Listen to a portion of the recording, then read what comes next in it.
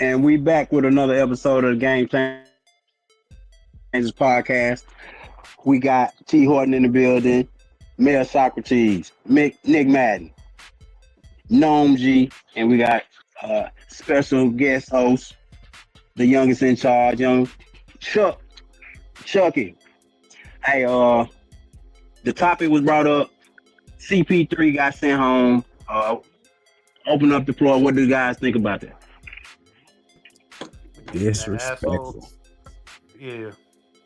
The asshole behavior done caught up to CP3. He too old. He want to be a general out there. You know, I know players probably try to respect it. The coaching staff and the ownership probably try to respect it, but he probably was, he was probably doing some disrespectful shit because he be doing disrespectful shit in front of the crowd, and he be doing all kind of shit. So I can only imagine when there ain't no camera and you just back there kicking it in the locker room and practices and how he really be. Yeah. So, bruh, yeah. he probably one of them niggas who will tell Ty Lue, nigga, I was better than you everywhere, nigga. Like, you know what I'm saying? But y'all don't he think probably would tell Ty Lue that way a little bit. Man, in all honesty, I feel like that was an unfair call, to be honest. They know it didn't fare well to him. They should have just let it know and let it ride out. I mean, he's that's like the part, bro. Career. In all honesty, that part. He been like this his whole career. He been a slow jumper his whole career. He been a leader his whole career. He been a boss his whole career. To just see him go out like that, I don't think that would call for, to be honest. Because technically, if you want to just say attitude, I mean, Kawhi Leonard, he ain't playing it off. I mean, you got guys that ain't contributing to the team. So why those guys feel that in? And that's probably what they didn't like. They didn't like that because that's what they were saying with the report. They were saying that he was saying things to the coaching staff, to ownership, and the other players that they probably basically didn't like, and they ain't want to hear it, so they sent him off. So that's probably what he was telling them. He's like, man, there's people here who ain't doing the damn thing. So, why the hell? What's going on? What y'all doing? Y'all trying to win? And they ain't want to deal with it, so they sent him off. Which, it was disrespectful. Because everybody already know how Buddy is. So no warning, just said go home. Yeah, because I guess there were it was a delay. They had a delay in Atlanta or something like that, the flying to the game or whatever. And I guess, I don't know, during the delay, they were like, fuck this shit. So we about to just tell him before we even get to our next game that he about to get sent home. So clearly something probably happened during that delay. Reports have said that, Ty Lue and Chris Paul haven't been on speaking terms in weeks. So what kind of shit is that? If you and your coach ain't spoke in weeks, that's not a good sign for your floor general. But like we talked about earlier, CP3 is like a real strong personality, and he's a natural born leader. Of course, he just, but he ain't as good as he once was. So, teams probably aren't willing to, put up with all of that if he's not producing to the level that he once did before, and still talking all this old, veteran shit but it is disrespectful. You don't send him home. Hey, find another way to handle it. He already announced that he was not going to be coming back next year. This is going to be his farewell tour. He's the best player in Clippers history. That's another part of this. The best player in Clippers history. So, I mean, let him rock. But on the flip side of that, it's not like the Clippers are in dire need of a point guard. You got James Harden running point guard over there. Had Harden not been over there, this would have been a different outcome. But No, it's bogus that they did him the way they did him, but at the same time, they don't really need him. So use me until you don't Just need because me. you don't And then use me need like me. No, that's not what I'm saying. But I'm saying that's basically what they did though. We got Harden. We that's don't what need they him anyway. did. You dig what I'm saying? We But at the got same Harden. time, The We like don't best need his player. ass. but at the same The time, like best I was player. saying, you know, he been that way forever. You dig what I'm saying? And as you get older, it's the same way we say about Westbrook. You know, as you get older, you're not the same player you once was. So, you know, your ways, you have to tone it down a little bit. You feel me? Yeah. Agreed. I'm gonna say it like this, in all honesty and truthfulness. Chris Paul, like you said, he's one of the best Clippers ever. It's just hands down. Chris Paul know what it takes to win as a Clipper, first and foremost. Not saying that he didn't want to ring or anything with the Clippers, but Chris Paul did a lot for the Clipper organization. And with the little Lob City show that he had going on with DeAndre Ayton and Blake Griffin, he know how to organize his team. So for him to speak his mind, I feel like that was only fair because he did it before. So he know what it takes to get the team to another level. And if he probably told the coaching staff just what it is, then they got respected. Because, and truthfully, the Clippers done lost the last 2 games to mediocre teams. There's no way possible the Clippers should have lost to They 5-16. There's no way possible. 5-16 is their record right now, Chuck. That's what I'm saying. So losing to the Dallas Mavericks with no Kyrie, with no Anthony Davis, that's unheard of. Cooper Flag coming in and set a career high on y'all. Man, come on, man, that ain't realistic. So, hey, Chuggy, and I want to add Nick Madden too. You don't think that undermine the coach? You know, Coach Nick, you tell me, if you got a player who, you know, more vocal than you are, and he feel like he running shit, don't that undermine your authority as a coach? I mean, in Ty Lue case, they ain't been winning anyway though. But like saying, it's the difference though, because it's the difference in age also too though. But I'm willing to hear what my players got to say or whatnot like that too. I mean, I just asked the boy the other day, like, what do you know what I'm saying? What do y'all run on y'all other basketball team that y'all feel comfortable with and things like that? Now with the Chris Paul situation though, I mean, they got all this. Well, they got a lot of old guys, but I know they their record should be better than what it's showing and stuff like that. But I mean, for to do him like that, it is kind of wrong because he was on his farewell tour though. But he must be getting on their nerves a lot. And like I said, these grown men though, you know what I'm saying? But it'll be all right. I think he'll get picked up by somebody. I'd like to have him in Houston though. I'd like to have him in Houston. But okay, so what if this? All right, you said that you ask your players' opinions. What if Ty Lue out here giving instructions and Chris Paul is right there in front of everybody? Nah, we ain't doing that. That shit don't work. Fuck all that. But we're gonna try it this way. I mean, I don't know what he out there doing though. You know what I'm saying? But I don't know what he doing. I'm gonna say this. I'm gonna give you that. That's a valid point. What you just said. All right, moving on. If he out there doing it like that, then I think it probably best war to part ways with Paul. But like I said, man, Paul know what it takes to help that team win. But he do. But I get what you saying also. If I'm the coach of the team, I can't orchestrate or do my job correctly if you know what I'm saying, just basically taking over the flow. And yeah, that's all I was asking. Like, that's a difference between asking for his opinion and him just giving straight pushback. Like if he's out there disrupting them and giving pushback, then I can understand sending them home. But that should have been a conversation that should have been had, not just behind his back and then say, "Hey, you got to go." And then one other part of this I want to bring up, Nick, is maybe Chris Paul, one of the players that have made some of the most money in NBA history, 6th all time in NBA career earnings.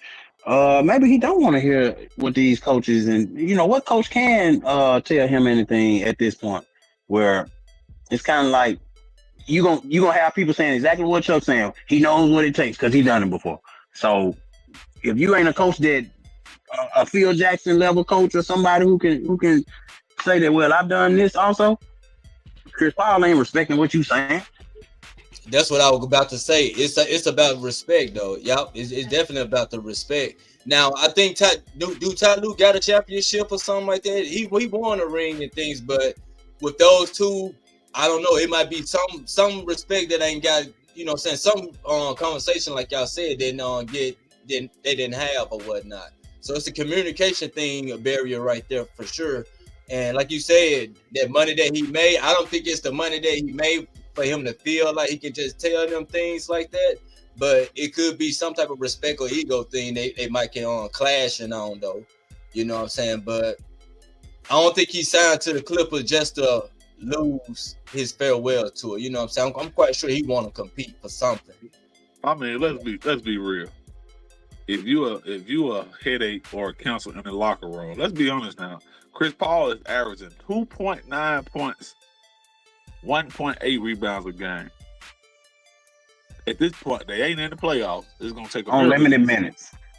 He's not getting. But I'm just real. saying. So at this point, we going off the name as opposed to what you bringing to the table at this point, man. So hold up, let me stop you one more time. I'm still not agreeing with what they did was right, but at the same time, like you on your last leg, man. You just come out here and do what's asked of you.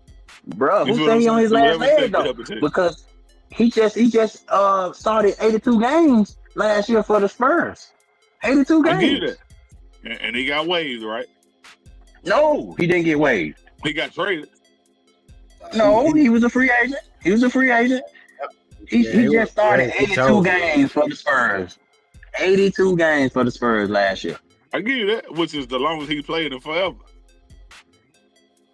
But I'm just saying, it ain't like he just on his last leg to where it's just, I don't think he getting minutes. I don't think Ty Lue and Chris Paul, because man, you telling me you can't see Chris Paul telling Ty Lue that I've done more than you ever did, and I can definitely see that happening from Paul. Exactly. So yeah, I don't think Paul that quit, man. Yeah. We're not doing this bullshit, bro.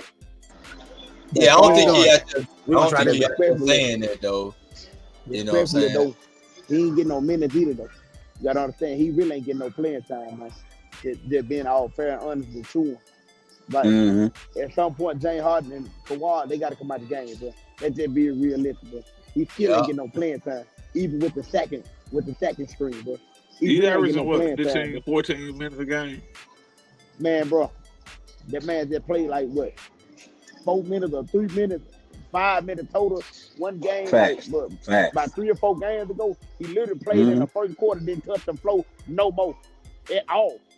Like they basically just wouldn't put him in the locker room and told him, hey, you can tell Ty Lue don't rock with Chris Paul. Chris Paul is a strong personality, bro. You got to be able to deal with this man like that, and you know, it's hard.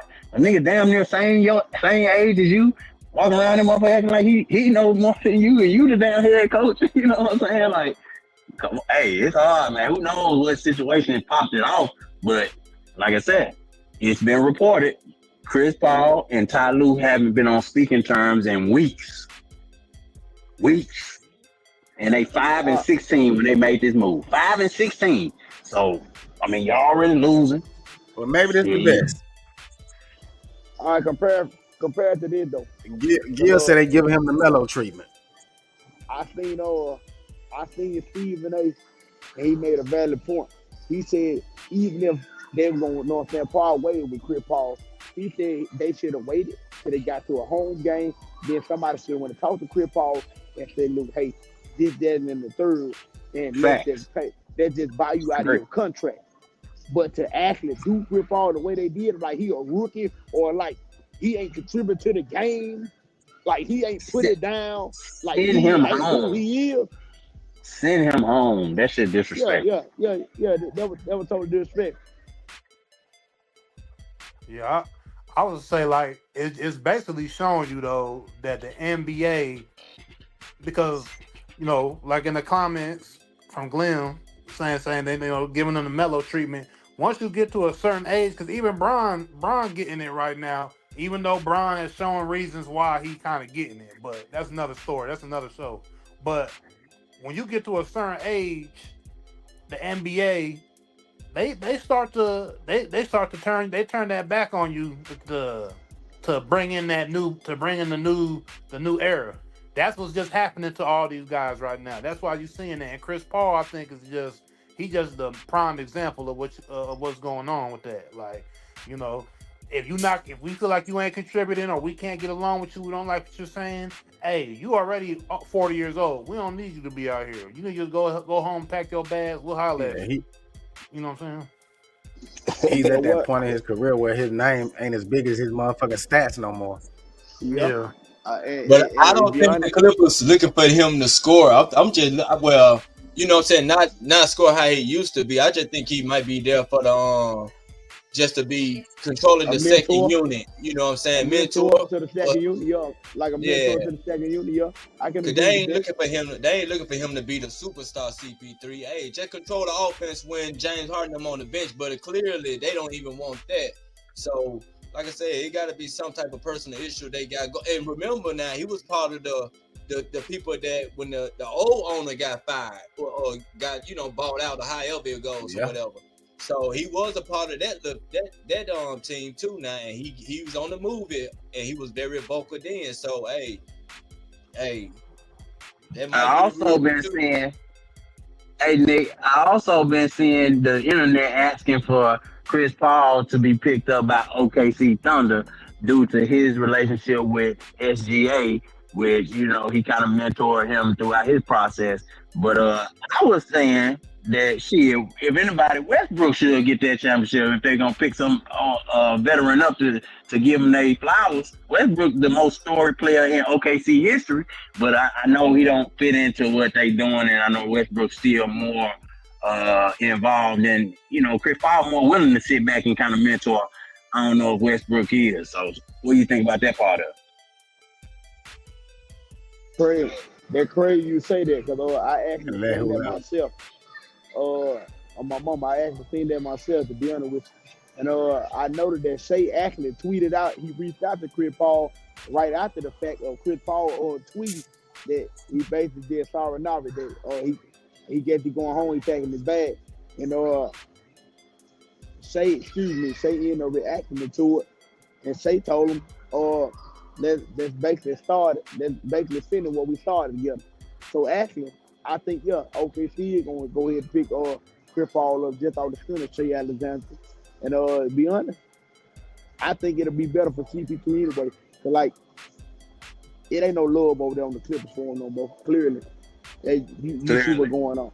In all honesty, clearly ain't no love over there for him, man. I hate to say that like that. And like I said, as a future Hall of Famer and a person who really put it down in his career, I hate to say it, that ain't no love on the team for somebody like that. But ain't no love on the Clippers for CP3, man. So I think going ahead, doing that farewell tour with the Thunder would be actually way better for CP3 due to the fact that OKC is actually on a winning record and they're on a winning tour right now.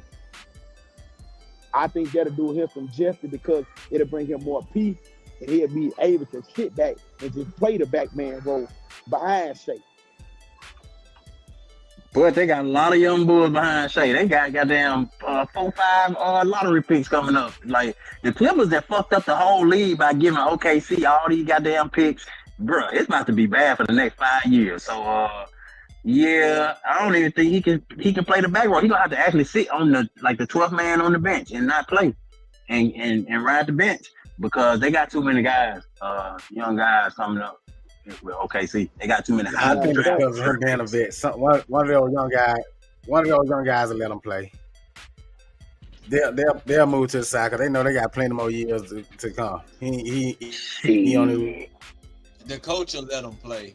Well, yeah, I don't mean to get off top. Just out for respect factor.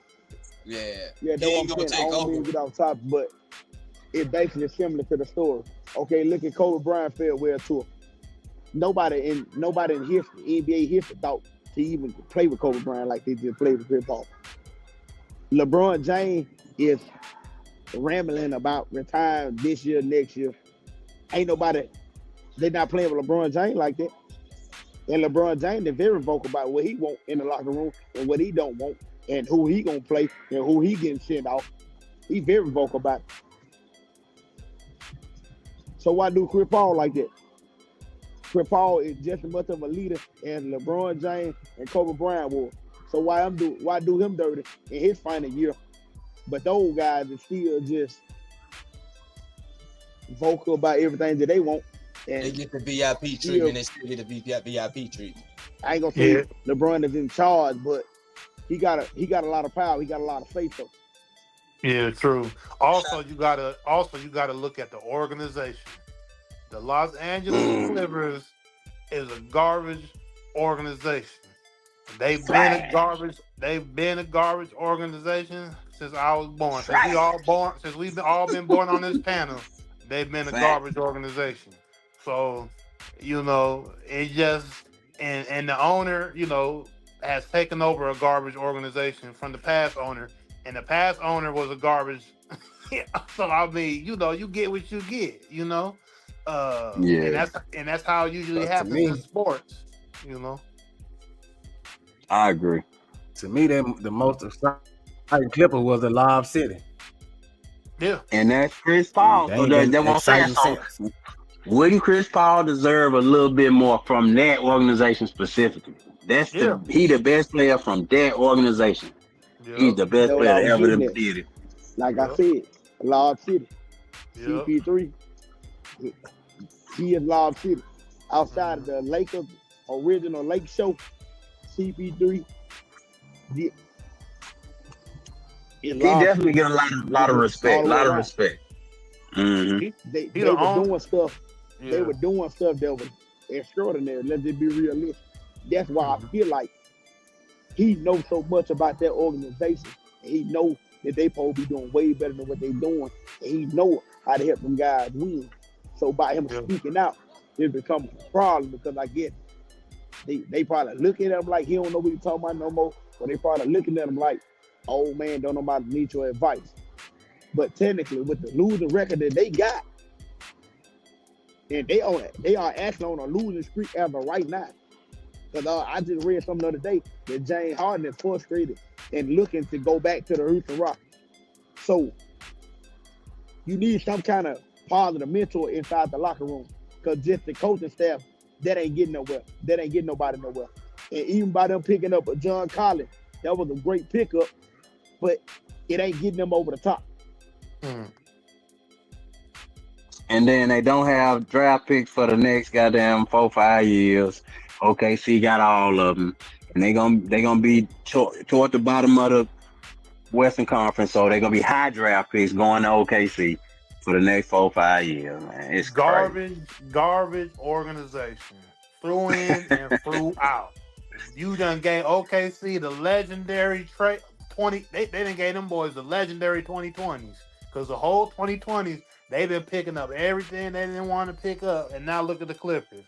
And like Chucky been saying, Lob City, like Papa said, the Lob City, like that is the bright spot of that organization. That's the bright spot of that organization. And they did Chris Paul the way they did Chris Paul. So yeah, that basically sum it up right there, honestly.